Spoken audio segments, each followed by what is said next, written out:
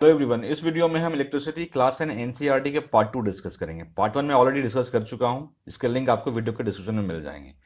इस वीडियो में मैं कवर करूंगा ये सारे topic: resistors in series, resistors in parallel, heating effect of electric current, electric power, all exercise solution and solve numerical.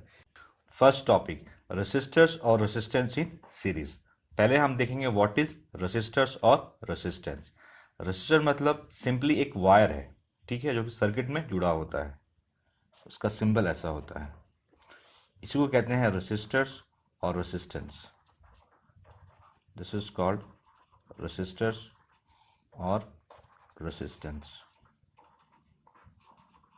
ठीक है। ये R1 R2 R3 कुछ भी हो सकता है। अब आते हैं हम लोग टॉपिक पे, रेसिस्टर्स और रेसिस्टेंस इन सीरीज।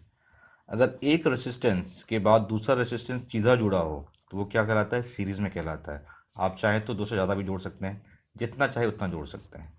मैंने यहाँ पे 3 रेसिस्टेंस दिए हैं, R1 R2 R3। इसको मैं एक सर्किट से जोड़ रहा हूँ, ठीक है। यहाँ पे सेल लगा दिया, ये पॉजिटिव टर्मिनल है, ये निगेटिव है, ठीक है। दिस इज पॉजिटिव टर्मिनल, ये निगेटिव है। तो सर्किट में करंट फ्लो में क्या चाहिए? पोटेंशियल डिफरेंस होना चाहिए। तो मैं मान लेता हूँ ये जो पॉजिटिव वाला है इसकी पोटेंशियल V है और जो निगेटिव वाला है इसकी पोटेंशियल 0 है, तो V माइनस 0, तो V पोटेंशियल डिफरेंस है। सपोज यहाँ से I करंट फ्लो हो रहा है, ठीक है। तो सीरीज में क्या होता है कि जितने भी रेसिस्टर्स लगे हैं सब में करंट सेम जाता है। मीन्स R1 में भी करंट आई जाएगा, R2 में भी करंट आई जाएगा, R3 में भी करंट आई जाएगा, और वापस फिर सेल में ये आई करंट ही वापस चला जाएगा। तो आपने क्या देखा? फर्स्ट, सीरीज में क्या होता है? Current will be same across all resistors. यहाँ लिखिए, in series combination current will be same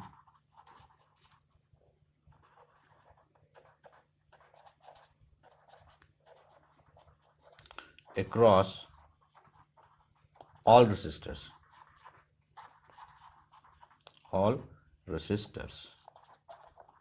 means इससे भी आई करंट जाएगा, इससे भी आई करंट जाएगा और इससे भी आई करंट जाएगा। अब आते हैं पोटेंशियल डिफरेंस पे। पोटेंशियल डिफरेंस कितना जा रहा है? यहाँ से V जा रहा है। अगर ओम्स लॉ लगाते हैं तो अगर यहाँ पे आई करंट जा रहा है और इसकी रेजिस्टेंस R1 है तो इसकी पोटेंशियल डिफरेंस क्या होगी? IR1। इस यहाँ पे करंट सेम है I और रेजिस्टेंस R2 है, तो ओम्स लॉ से इसकी पोटेंशियल डिफरेंस क्या हो जाएगी? IR2। इसकी क्या हो जाएगी? Similarly IR3। तो सीरीज में क्या होता है कि पोटेंशियल डिफरेंस सबकी डिफरेंट डिफरेंट होती है, क्योंकि आपने देखा इसकी पोटेंशियल डिफरेंस IR1V, इसकी IR2, इसकी IR3। तो पोटेंशियल डिफरेंस क्या होता है? डिफरेंट। और ये क्या होता है? डिस्ट्रीब्यूट होता है। मतलब ये जो V गया है ये V ही बट के ये V1 plus V2 plus V3 हो गया। तो सेकेंड कंक्लूजन क्या निकला? Potential difference is different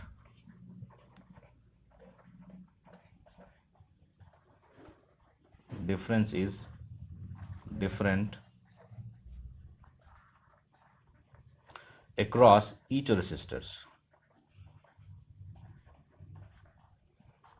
current same होती है, पोटेंशियल डिफरेंस क्या होती है? डिफरेंट होती है। And it distributes. इसका मतलब क्या हुआ कि पोटेंशियल डिफरेंस यहाँ से V गया था तो यहाँ डिस्ट्रीब्यूट होकर इसमें चला गया V1, इसमें V2, इसमें V3। अगर मैं मानूँ कि R1 वाला IR1 V1 है, IR2 V2 है और IR3 V3 है, तो ये V क्या हो जाएगा? V1 plus V2 plus V3। मैं यहाँ पे लिख दे रहा हूँ, V1 equals to IR1 for resistance, V2 equals to IR2 and V3 equals to IR3। तो सीरीज के लिए आपको दो ही बात याद रखनी है। पहला कि करंट सब में सेम होगा ऑल रेसिस्टर्स। पोटेंशियल डिफरेंस क्या होगा? सबकी डिफरेंट होगी। और पोटेंशियल डिफरेंस डिस्ट्रीब्यूट होगा, मतलब जितना सेल से चला है, अगर V चला है तो V इक्वल टू जितना रेसिस्टेंस है V1 plus V2 plus V3 होगा। अब हम लोग देखेंगे equivalent resistance in series. Equivalent resistance in series connection, मैंने सीरीज कनेक्शन पहले बना लिया है। जो पहले का फिगर था वही फिगर यही है। यहाँ पे 3 रेसिस्टर्स हैं, R1 R2 R3। यहाँ पे मैंने सेल लगा दिया है, इसकी पोटेंशियल डिफरेंस V है, यहाँ से I करंट जा रहा है, ठीक है। तो सीरीज कनेक्शन है तो I करंट अगर यहाँ से फ्लो हो रहा है तो I R1 में भी जाएगा, सेम करंट R2 में भी जाएगा I, और R3 में भी I जाएगा। ये सेम सर्किट मैंने यहाँ बनाया है। सिर्फ डिफरेंस क्या है, इन तीनों के बदले एक इक्विवेलेंट रेजिस्टेंस लिया है मैंने आर ई क्यू। अब इस रेजिस्टर को हम बाहर करेंगे।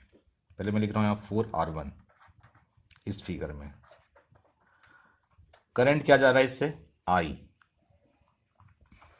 अगर मुझे निकालनी है इसकी पोटेंशियल डिफरेंस, तो करंट इसमें क्या गया है, आई। रेजिस्टेंस क्या है इसका, IR1। ठीक है, अब निकालेंगे पोटेंशियल डिफरेंस इसके लिए फॉर R2। करंट क्या गई है, इसको मैं V2 मानता हूँ इसके लिए। करंट है I है, रेजिस्टेंस क्या है R2 फॉर R3। V3 मानता हूँ मैं इसको पोटेंशियल डिफरेंस को। करंट I है और रेजिस्टेंस R3 है। तो इसकी पोटेंशियल डिफरेंस कितनी होगी, IR1, इसकी पोटेंशियल डिफरेंस IR2 और इसकी potential difference IR3। Since connection in series,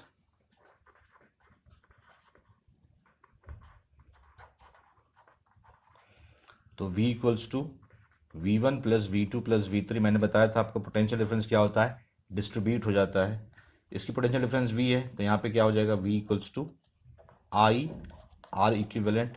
तो ये जो है ये इक्वल हो जाएगा इन तीनों के, क्योंकि सर्किट मैंने सेम रखा है, सिर्फ यहाँ पे R इक्विवेलेंट कर दिया है इन तीनों के जगह पे। तो V equals to I R equivalent. V1 क्या है, IR1 IR2 plus IR3। IR equivalent R1 plus R2 plus R3। I cancel हो गया, तो R इक्विवेलेंट क्या हो गया, R1 plus R2 plus R3। अगर रेसिस्टेंस या रेसिस्टर सीरीज में अगर जुड़ा हो तो इक्विवेलेंट क्या होता है, जितना भी जुड़ा है उस सारे को ऐड कर दीजिए। यहाँ पे 3 रेसिस्टर थे, तो R1 plus R2 plus R3। अगर N होता तो R1 plus R2 plus R3 dot dot dot RN। अगर N रेसिस्टर सीरीज में अगर जुड़े हों तो उसका इक्विवेलेंट रेजिस्टेंस क्या होगा, R1 plus R2 plus R3 plus dot dot dot RN। जितने जुड़े होंगे सबके रेजिस्टेंस को आपको ऐड कर देना है, तो क्या आ जाएगा आपका इक्विवेलेंट रेजिस्टेंस। हम लोग इस पे बेस्ट कुछ न्यूमेरिकल्स देखेंगे। Example 12.7 from NCERT book. Question में आपको एक लैंप गिवन है जिसका रेजिस्टेंस है 20 ओम। ये लैंप है जिसका रेजिस्टेंस है 20 ओम। ठीक है, एक कंडक्टर है जिसका रेजिस्टेंस है 4 ओम। दोनों सीरीज में जुड़े हुए हैं। ठीक है, ए पार्ट है the total resistance of the circuit. आपको पहले निकालना है इसकी टोटल रेजिस्टेंस। यहाँ पे 6 वोल्ट की बैटरी लगी हुई है।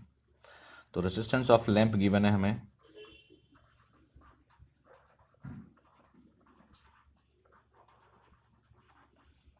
20 ohm. Resistance of conductor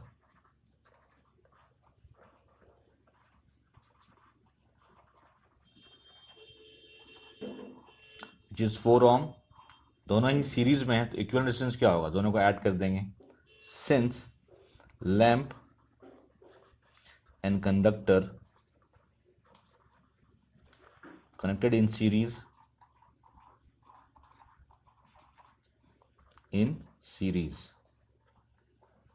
therefore equivalent resistance will be equal to resistance of lamp which is 20 ohm plus resistance of conductor which is 4 ohm, that is 24 ohm। तो पूरे circuit की resistance कितनी होगी, 24 ohm।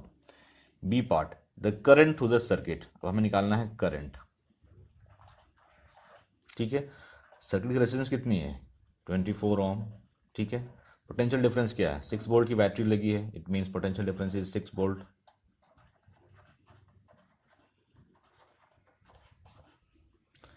Volt. By ohms law V equals to I R. I equals to V upon R. V है 6, R है 24, तो ये 4 times में कैंसिल होगा। 1 अपॉन 4, 1 को डिवाइड करेंगे 4 से, ये हो जाएगा 0.25। तो करंट क्या हो गया अक्रॉस सर्किट, 0.25 एम्पियर। मतलब ये करंट जो है ये 0.25 एम्पियर है। Now coming to the C part, the potential difference across the electric lamp and conductor. इन दोनों की पोटेंशियल डिफरेंस निकालनी इंडिविजुअली। पहले हम आते हैं कंडक्टर पे। रेजिस्टेंस ऑफ कंडक्टर को मैं RC मान रहा हूँ, ये गिवन है आपको 4 ओम। करंट कितना फ्लो हो रहा है, 0.25 एम्पियर। तो पोटेंशियल डिफरेंस क्या हो जाएगा, V equals to I R by ohms law, 4 into 0.25 that is 1 volt. तो potential difference across conductor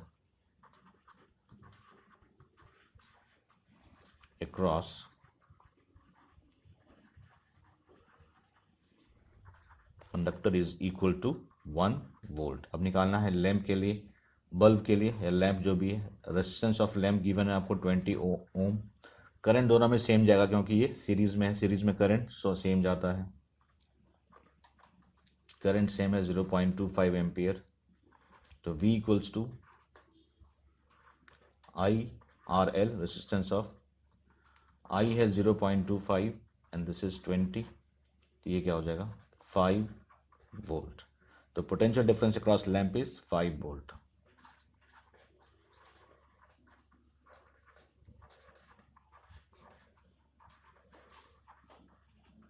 across lamp is equals to 5 volt. तो मैंने तीनों ही पार्ट सॉल्व कर दिए, A, B and C। In text question है page number 213 from NCERT book. Question है draw a schematic diagram of a circuit consisting of a battery of 3 cells of 2 volt each, a 5 ohm resistors and 8 ohm resistors and 12 ohm resistors and a plug key all connected in series। आपको एक diagram बनानी है, ठीक है, circuit diagram बनानी है। इसमें 3 sales connected हैं 2 वोल्ट के, मतलब बैटरी जो है वो 6 वोल्ट का है और आपको 3 रेजिस्टेंस गिवन है और वो सीरीज में जुड़े हुए हैं, ठीक है। पहले हम निकाल बनाते हैं बैटरी। 2 वोल्ट हो गया, ठीक है, मान लेते हैं 2 volt, 2 volt and 2 volt, 6 volt हो गया ये, ठीक है।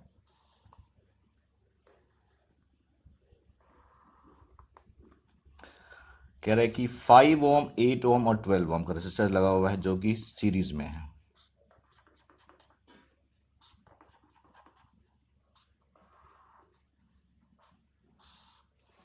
तो ये 5 ओम मैं मान लेता हूँ, ये 8 ओम मैं मान लेता हूँ और ये 12 ओम मैं मान लेता हूँ, ठीक है। तो ये बनाना था आपको, साथ में एक प्लग की बनाना था, मैं प्लग की लगाना भूल गया, मैं यहाँ पे प्लग की लगा देता हूँ एक। ये है आपका प्लग की, ये बनाना था आपको। इसमें मेन था आपको ये बैटरी लगाना, ठीक है। तो पहले प्लस फिर माइनस, तो 2 वोल्ट, फिर प्लस फिर माइनस 4 वोल्ट, फिर प्लस फिर माइनस 6 वोल्ट। ये 2 वोल्ट के 3 सेल हो गए, ठीक है। और ये 3 रेजिस्टर्स हैं 5 ओम, 8 ओम, 12 ओम और यहाँ पे एक प्लग है। क्वेश्चन 2, ये भी इंटेक्स क्वेश्चन है, NCERT बुक से, पेज नंबर है 213। क्वेश्चन है redraw the circuit of question 1। इस सर्किट को रीड्रॉ करना है। Putting an ammeter to measure the current through the resistors and a voltmeter to measure potential difference across the 12 ohm। कह रहा है कि एक आमीटर लगानी है जो कि करंट मेजर करेगा और 12 ओम रेजिस्टर के अक्रॉस एक वोल्ट मीटर लगानी है जो कि पोटेंशियल डिफरेंस मेजर करेगा। What will be the reading in ammeter and the volt meter. आपको बताना है कि एमीटर की रीडिंग क्या होगी और वोल्ट मीटर की रीडिंग क्या होगी। पहले मैं सर्किट को रीड्रॉ कर दे रहा हूँ, ठीक है। 6 वोल्ट, 2 वोल्ट ये हुआ, 4 वोल्ट एंड 6 वोल्ट, ठीक है। अमीटर जो होता है वो हमेशा सीरीज में लगा होता है और वोल्ट मीटर हमेशा पैरेलल में लगा होता है, ये ध्यान रखिएगा हमेशा। अमीटर हमेशा सीरीज में होता है और वोल्ट मीटर हमेशा पैरेलल में होता है। एक प्लग मैंने यहाँ पे लगा दिया है, ठीक है। ये है 5 ओम, 8 ओम और ये है 12 ओम। तो अमीटर लगाना है सीरीज में आपको, तो यहाँ पे कहीं पे आप अमीटर लगा दीजिए। इसका प्लस एंड हो गया, ये माइनस एंड हो गया, ये प्लस है ये माइनस है। सेकंड आपको निकालना है वोल्ट मीटर लगाना है अक्रॉस 12 ओम रेजिस्टर्स। तो यहाँ पे पैरेलली हम लगा देंगे एक वोल्ट मीटर, ठीक है। अब हमें निकालनी है अमीटर की रीडिंग, करंट मेजर करता है। तो ये तीनों सीरीज में है तो पहले निकालेंगे इक्विवेलेंट रेजिस्टेंस। तो क्या हो जाएगा 5 + 8 + 12 which will be equal to 25 ohm, ठीक है। पोटेंशियल डिफरेंस कितने की है 6 वोल्ट की। Potential difference 6 volt. तो V equals to IR, I equals to V/R। V is 6 और ये है 25। इसको डिवाइड करेंगे तो ये आएगा आपका 0.24। तो मीन्स करंट 0.24 एम्पियर जा रहा है, ठीक है। तो ये सारे सीरीज में हैं तो इसमें भी 0.24, इसमें भी 0.24, इसमें भी 0.24 और इसमें भी 0.24, तो अमीटर की रीडिंग कितनी होगी 0.24 ampere. Reading of ammeter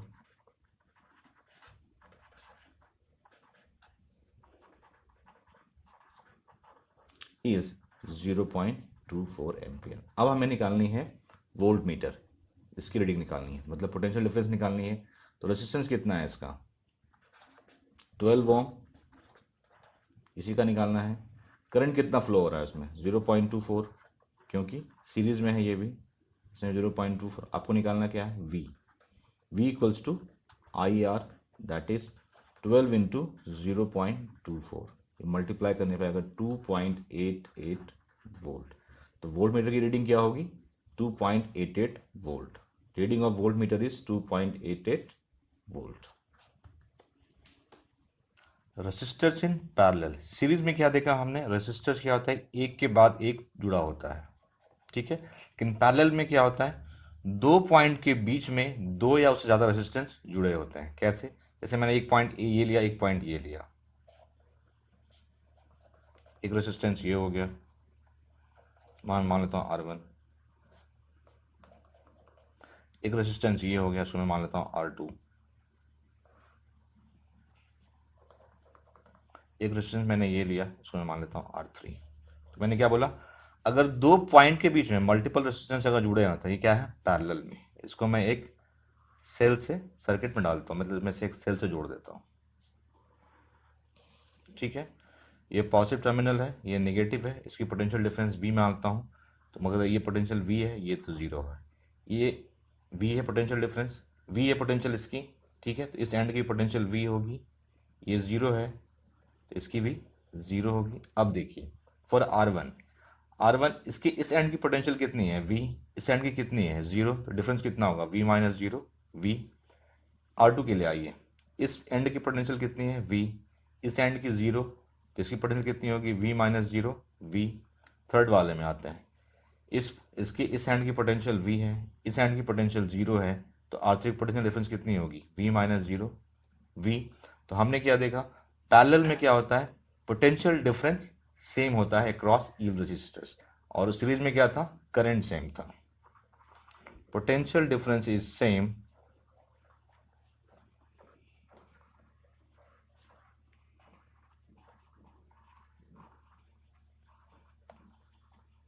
across all resistors, each resistors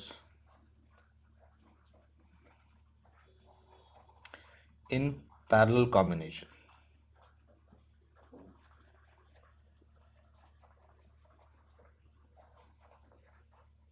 ठीक है, सपोज मैं यहां से I करंट जा रहा है, ठीक है, ये I। अब हम निकालेंगे रेजिस्टेंस R1 में कितना करंट जा रहा है फॉर R1, ठीक है। मैं इसको बाहर कर दे रहा हूं R1 को, यही था आपका R1, ठीक है। V कितनी थी, इसकी पोटेंशियल डिफरेंस कितनी थी V, और रेजिस्टेंस कितना है R, तो ओम्स लॉ से V equals to I R होता है, I equals to V upon R। यहाँ पे V तो सेम है लेकिन रेजिस्टेंस क्या है R1, तो इसको मैं I1 मान लेता हूँ। तो इससे करंट क्या जा रहा है I1। अब आते हैं for R2, I1 equals to V upon R1 for R2।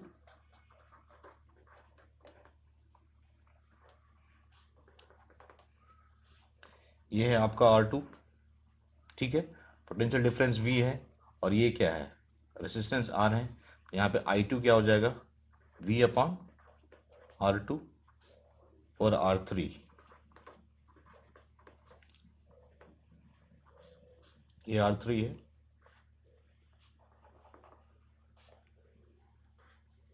ठीक है। पोटेंशियल डिफरेंस V है और रेजिस्टेंस कितना है R3, तो करंट क्या हो जाएगा V अपॉन R3, ठीक है। I करंट यहाँ से गया और ये क्या हो गया डिस्ट्रीब्यूट हो गया, इसमें गया I1, इसमें गया I2, इसमें आया I3, फिर फाइनली तीनों कंबाइन होकर के यहाँ से आई जाएगा। मैं एक बार फिर से बोल रहा हूँ, सेल से जितना करंट बाहर जाता है उतना ही करंट अंदर वापस जाना चाहिए, ठीक है। ऐसा नहीं कि यहाँ से आई गया इसमें से I-1 आ गया। इस केस में एक चीज़ क्या, पोटेंशियल डिफरेंस सेम और करंट क्या होता है डिफरेंट और डिस्ट्रीब्यूट होता है। मैं लिख दे रहा हूँ current is different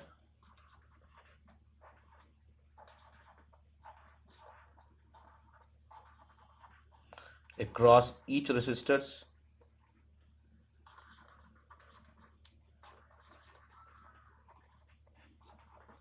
and distributed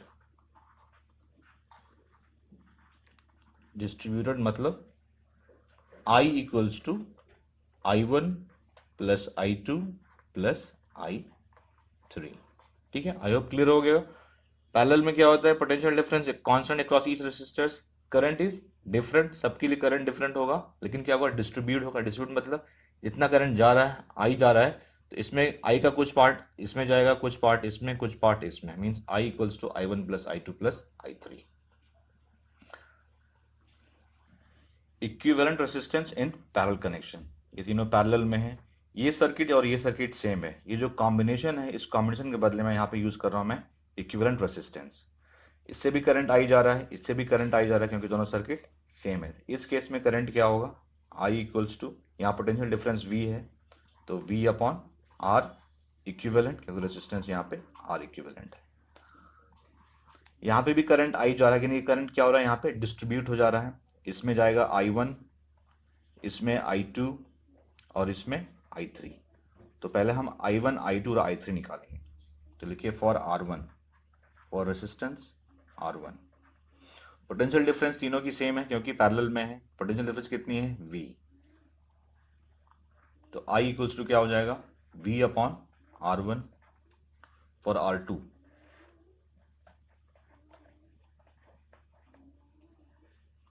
I equals to, potential difference इसके लिए भी V है, upon R2 for R3 for third resistors, I equals to, ये I1 है, ये I2 है और ये I3 में मान रहा हूं इसे, तो V upon R3, I3 equals to V upon R3। मतलब इस तरफ जा रहा है I1 करंट जो कि है V अपॉन R1, इस तरफ जा रहा है I2 करंट जो कि है V अपॉन R2, और इसमें जा रहा है I3 करंट जो कि है V अपॉन R3। ये कनेक्शन जो है ये पैरेलल में है, since resistors are in parallel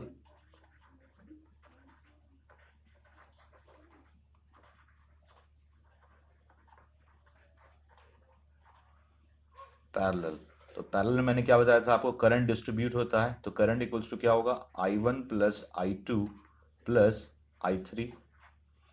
I क्या है, V upon R equivalent, I1 V upon R1, I2 V upon R2 and I3 V upon R3। तो V upon R equivalent equals to, इस पूरे में से V कॉमन आ रहा है, common निकाल लीजिए, तो क्या हो जाएगा, ये 1 upon R1 plus 1 upon R2 plus 1 upon R3।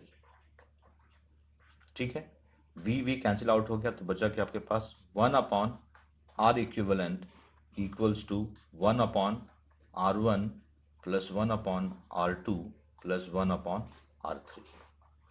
तो जब भी रेसिस्टेंस पैरेलल में होंगे तो इक्विवेलेंट रेसिस्टेंस कैसे निकालेंगे, इस फॉर्मूले से, 1 upon R equivalent equal to 1 upon R1 plus 1 upon R2 plus 1 upon R3। यहाँ पे 3 मैंने यूज किया क्योंकि हमारे पास 3 है, 2 होता तो 2 यूज करते, अगर n होता तो 1 upon R1 plus 1 upon R2 plus 1 upon R3 up to 1 upon Rn। If there are n resistors connected in parallel, their equivalent resistance is given by 1 by R equivalent equal to 1 upon R1 plus 1 upon R2 plus 1 upon R3 plus dot dot 1 plus 1 upon R1। ये तब होगा जब n resistors parallel में जुड़े होंगे, बाद बाकी जितने जुड़े होंगे आपको उतना तक ही जोड़ना है। अब इस पे बेस्ड कुछ न्यूमेरिकल सॉल्व करेंगे हम। ये एग्जांपल 12.8 है, एनसीईआरटी बुक से क्वेश्चन है। In the circuit diagram given in figure 12.110, ये है figure 12.110, suppose the resistors R1, R2 and R3, ये R1 है, ये R2 है, R3, ये 5 ओम है, ये 10 ओम है, ये 30 ओम है। ठीक है, which have been connected to a battery of 12 volt, जो कि 12 वोल्ट की बैटरी से कनेक्टेड है। कैलकुलेट, ए है the current through the each resistors, इससे करंट कितना जा रहा है, इससे कितना जा रहा है, इससे कितना जा रहा है। ठीक है, पहली बात ये पैरेलल है। ठीक है, तो पोटेंशियल डिफरेंस सब में क्या होगा, सेम होगा, जो 5 की होगी वही 10 वाले की, वही 30 वाले की होगी। ठीक है, तो फर्स्ट लेते हैं फॉर 5 ओम रेसिस्टर्स, उसके लिए करंट निकालेंगे।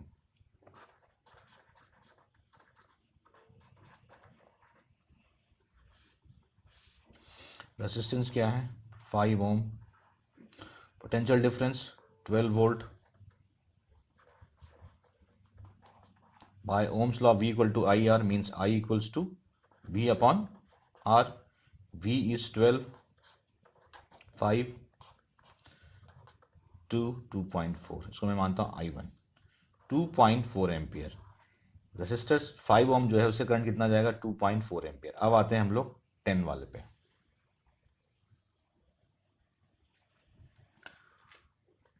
फॉर 10 ओम रेसिस्टर्स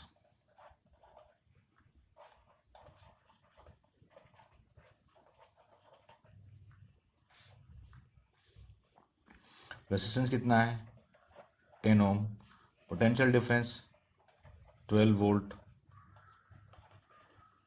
तो यहाँ पे करंट क्या हो जाएगा उसको मैं I2 मान लेता हूँ। V upon R, V is 12, R is 10, that is 1.2 ampere.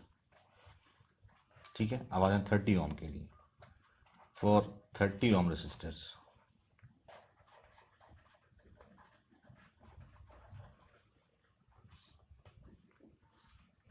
resistance is 30 ohm, potential difference is 12 volt, इसको मैं I3 मान रहा हूँ। V upon R means 12 upon 30, 6 से 2 टाइम्स में गए 5 टाइम्स में, दैट इज 0.4 एम्पियर। ठीक है, तो इससे जाइए करंट कितनी 2.4, 10 वाले से 1.2 और 30 से 0.4 एम्पियर। बी पार्ट है तो टोटल करंट, तो कितना सर्किट में करंट जा रहा है वो कैलकुलेट करना है।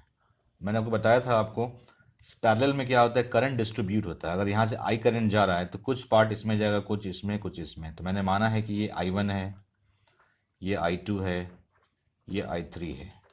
तो अगर इन तीनों को सम कर देंगे तो हमारा I आ जाएगा। तो I equals to I1 plus I2 plus I3।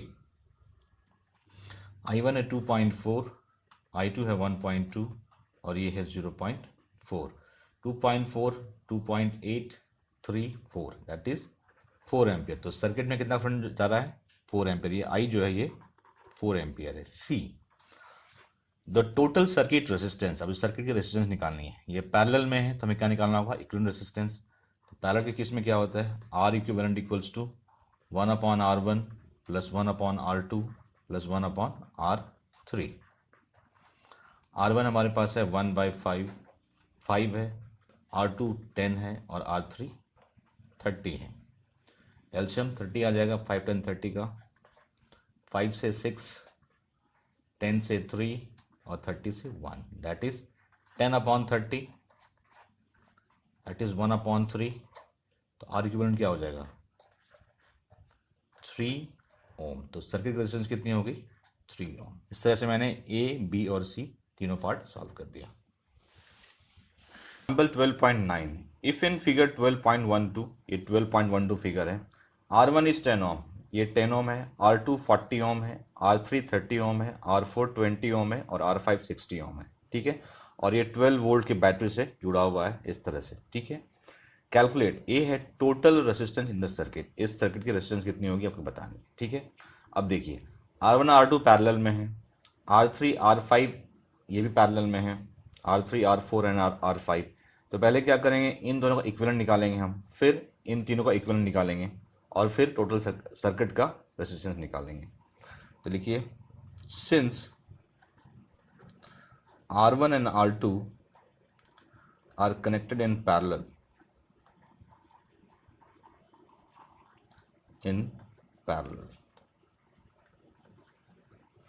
तो इक्विवेलेंट रेसिस्टेंस क्या हुआ इस केस में 1 upon R1 plus 1 upon R2 means 1 upon 10 plus 1 upon 40।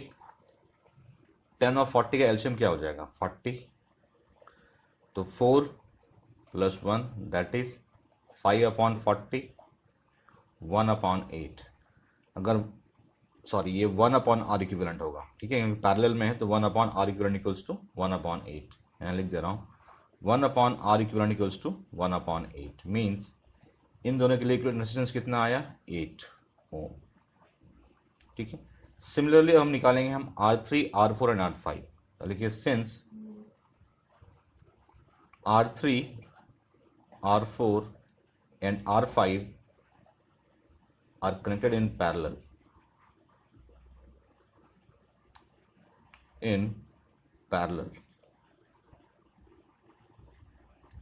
इस केस में जो इक्विवेलेंट रेजिस्टेंस वो क्या हो जाएगा 1/30 R3, 1/20 plus 1/60।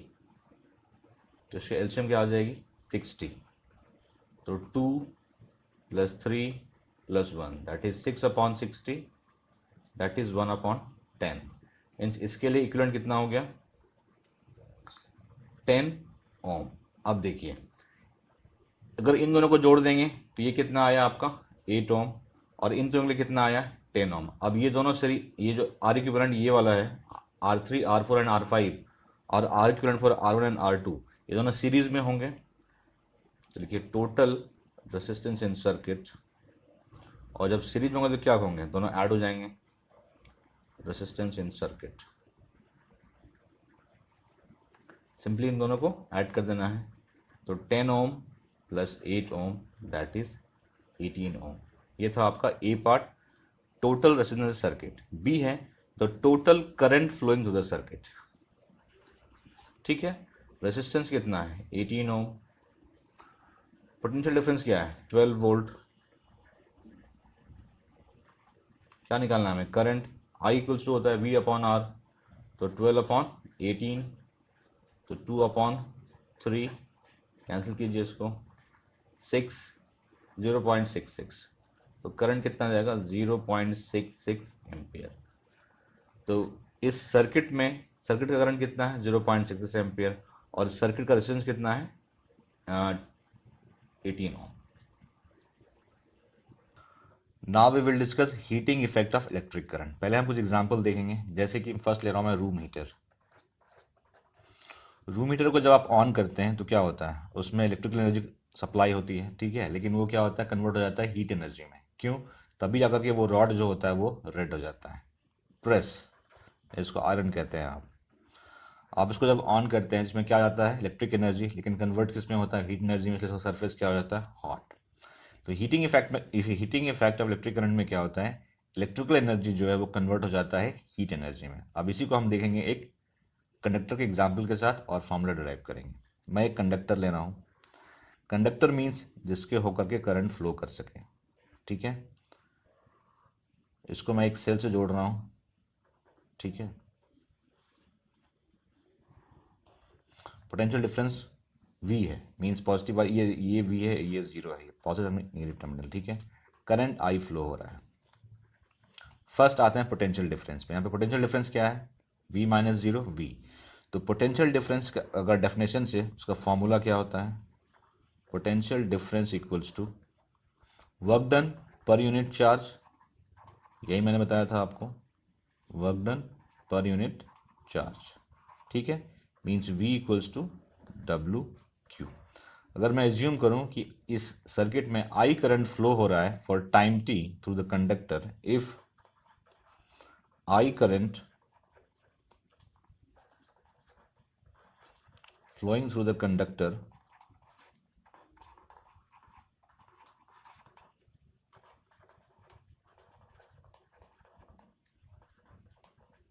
for time t,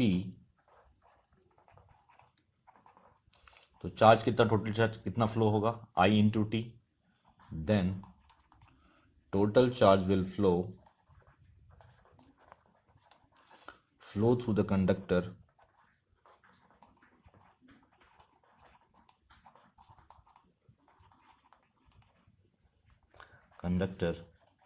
will be equals to Q equals to I t।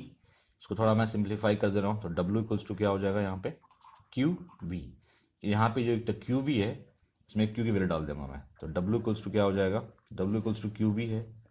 तो Q हमने क्या निकाला I into T into V. By ohms law V क्या होता है I इंटू R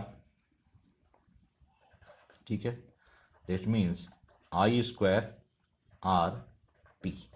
तो ये जो इलेक्ट्रिक वर्क डन है यही हीट एनर्जी में कन्वर्ट होता है। तो यहाँ पे हमने वर्क डन यूज़ किया, यहाँ पे यूज़ करेंगे हम heat energy.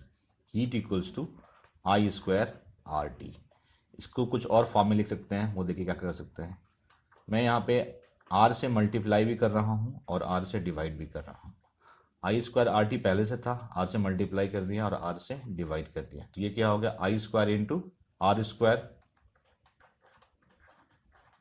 Into T upon R. ये क्या वी स्क्वायर हो गया, तो V square upon R into T. ये है आपका हीट एनर्जी का formula, I square R T, या फिर आप यूज कर सकते हैं V square upon R into T. I hope आप लोग समझ गए होंगे heating effect of electric current क्या है और इसे कैसे हम लोग को डिराइव करते हैं।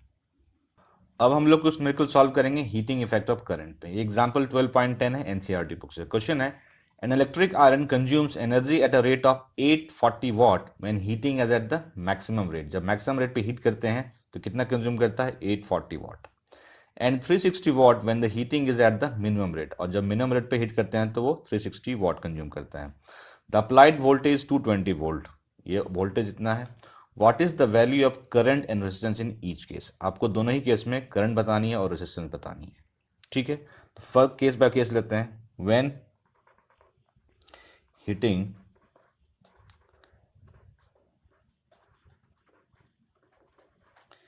is at the maximum rate,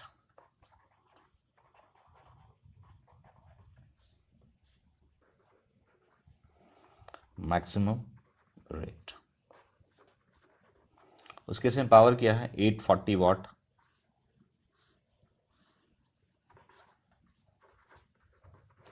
और V क्या है उस केस में, 220 वोल्ट। P इक्वल्स टू क्या होता है, VI। तो यहाँ से I कैलकुलेट कर लेंगे, क्या हो जाएगा, P अपॉन V। P है 840 और V है 220। 0 0 कैंसिल, 2 से ये 42 टाइम्स में कैंसिल होगा, ये 11 टाइम्स में कैंसिल होगा। तो कैंसिल करने पाएगा 3.82। तो करंट कितना आया फर्स्ट केस में, 3.82 एम्पियर। रेसिस्टेंस भी निकालनी है, तो V equals to I R, R equals to V upon I. V क्या है 220 और I क्या है 3.82। इसको सॉल्व करने पे आएगा 57.6 ओम। रेसिस्टेंस इज 57.6 ओम, 60 ओम। मैं कैलकुलेशन यहाँ पे नहीं कर रहा, मैं एज्यूम कर रहा हूँ, आप कैलकुलेशन तो कर ही सकते हैं एटलीस्ट। ठीक है, ये था when heating is at the maximum rate. और जब कैलकुलेशन अगर नहीं कर पाए तो मुझे बताइए वीडियो कमेंट्स में, मैं कैलकुलेशन भी कर दूंगा। सेकेंड है when heating is at the minimum rate, when heating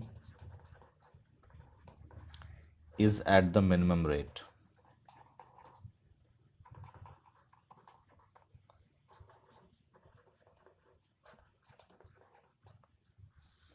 इस केस में पावर क्या है 360 वॉट।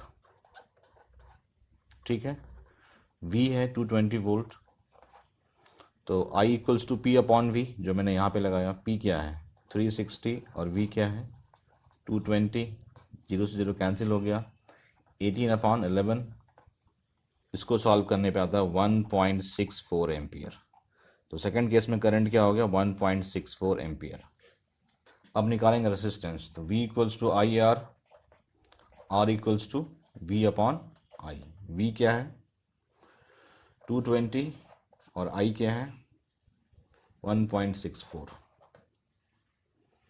इसको सॉल्व करने पे आता है 134.15। तो ये हो गया ओम। रेसिस्टेंस इज 134.15 ओम। ये था सेकंड केस में। ठीक है, मैं एक बार फिर से बोल रहा हूँ, अगर कैलकुलेशन नहीं कर पा रहे हैं तो ये आप लोग की बहुत बड़ी कमजोरी है। कैलकुलेशन करना सीखिए, क्योंकि आप टेंथ में, अगर टेंथ में अगर कैलकुलेशन नहीं कर पाते हैं that is big deal. So calculate, और अगर नहीं होता है तो फिर आप पूछ सकते हैं मेरे से, मैं सॉल्व कर दूंगा। Example 12.11, 100 joules of heat is produced per second in a 4 ohm resistors. What is the potential difference across the resistance? Means heat energy given है आपको 100 जूल, ठीक है, रेजिस्टेंस गिवन है 4 ओम, पोटेंशियल डिफरेंस हमें निकालना है। ठीक है, एच इक्वल्स टू क्या होता है, आई स्क्वायर आर टी पर सेकेंड, मीन्स टाइम गिवन है आपको 1 सेकेंड। ठीक है, तो यहां से हम निकालेंगे आई, तो आई स्क्वायर इक्वल्स टू क्या हो जाएगा, एच अपॉन आर टी, इसको डिवाइड कर दे करके हम, तो I equals to under root H upon R T, H क्या है 100, आर क्या है 4 और टाइम क्या है 1, तो 25, I is under root 25, that is 5 ampere. तो करंट कितना आ रहा है 5 एम्पियर। रेजिस्टेंस हमें पता है, पोटेंशियल डिफरेंस निकालना है हमें, V equals to I R, I is 5 and R is 4, that is 20 volt. तो potential difference across the resistance is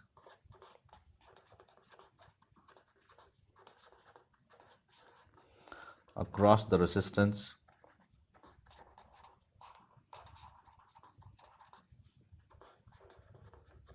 is 20 volt. Now we will discuss electric power. उसके पहले हम समझेंगे पावर। पावर आप 9th में भी पढ़ चुके हैं। पावर का मतलब क्या होता है, rate of doing work, rate of doing work, ये वर्क एनर्जी में था क्लास 9 में। ठीक है, यहाँ पे सिर्फ इलेक्ट्रिक एड हो गया, जहाँ की electric power.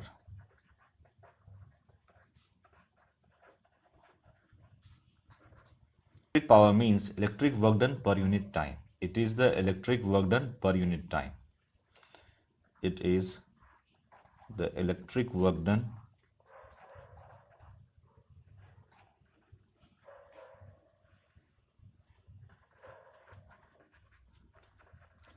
per unit time।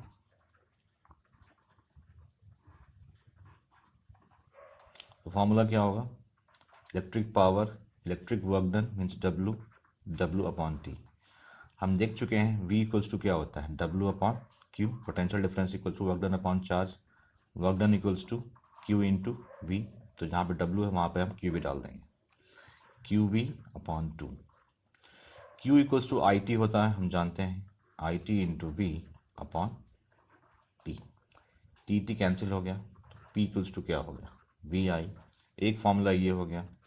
Ohms law से V क्या होता है, IR into I square R. दूसरा फॉर्मूला आपका ये हो गया, सेकेंड फॉर्मूला, फर्स्ट फॉर्मूला। ठीक है, नेक्स्ट क्या करेंगे हम, इसमें R से मल्टीप्लाई और डिवाइड करेंगे, ये तो है ही पहले, इसमें R से मल्टीप्लाई कर दिया और R से डिवाइड भी कर दिया। ये क्या हो गया, I square into R square upon are.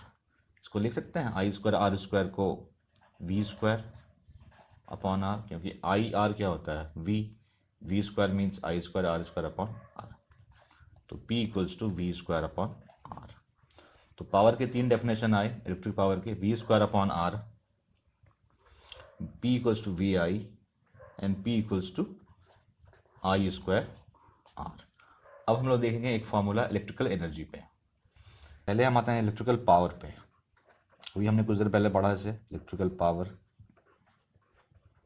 जो होता है इलेक्ट्रिकल वर्क डन या फिर electric work done per unit time.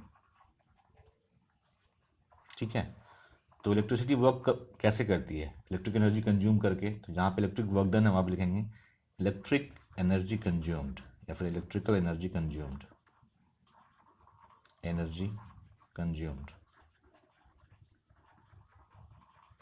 Upon time. ये क्या है, P, इसको हम लोग E से रिप्रेजेंट करते हैं, E upon T, P equals to E equals to P into T. Electrical energy का फॉर्मूला होता है पावर इंटू टाइम, याद रखिएगा। SI unit of power watt होती है, ये पहले से जानते हैं आप क्लास 9 से ही। SI unit of power is what.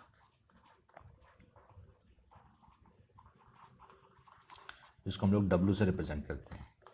Electrical energy का एक कमर्शियल यूनिट भी होता है, commercial unit of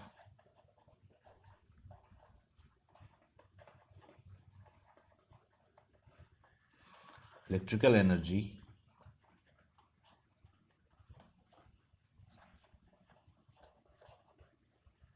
is kilo watt hour, KWH, मैं लिख दे रहा हूं यहाँ पे kilo watt our.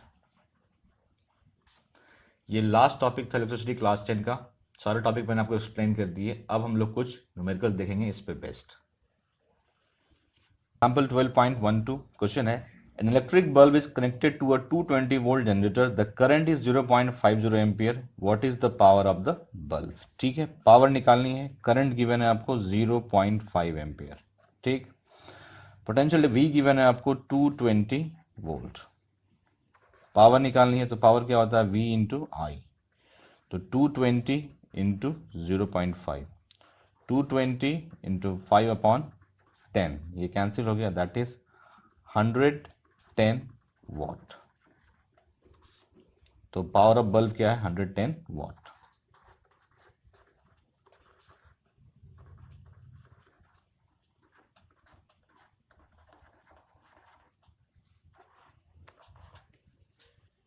Example 12.13 from NCERT book. An electric refrigerator rated 400 watt operates 8 hours per day. What is the cost of the energy to operate it for 30 days at rupees 3 per kilometer? ठीक है, power कितनी given है 400 वाट। ठीक है, 8 hours per day consume होता है for 30 days, तो total energy consume क्या हो जाएगा, टोटल एनर्जी कंज्यूम्ड,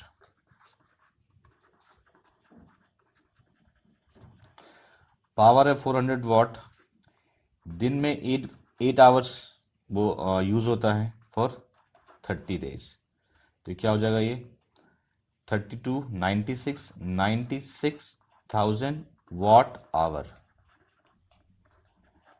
ठीक है, क्योंकि उसके जो वाट होती थी और ये आवर है। ठीक है, अब इसको किलो वाट में कन्वर्ट करेंगे क्योंकि यहाँ पे दिया हुआ है किलो वाट आवर, तो 1000 से डिवाइड करेंगे तो क्या हो जाएगा ये 96 किलो वाट आवर। ठीक है, तो cost of 1 kilo watt hour is equal to ₹3। Therefore, cost of 96 kilowatt hour is 96 into 3, 18,220 rupees INR.